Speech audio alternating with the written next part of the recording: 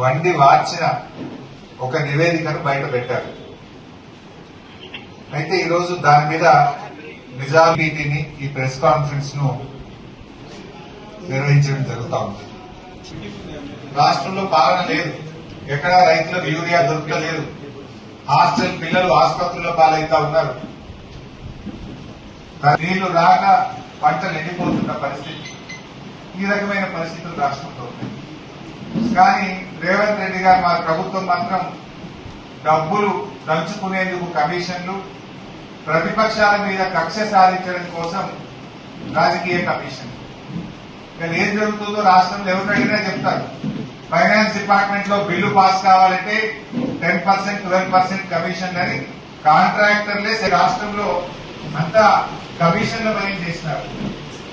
డబ్బులు దండుకోవడానికి కమిషన్లు, ప్రతిపక్షాల మీద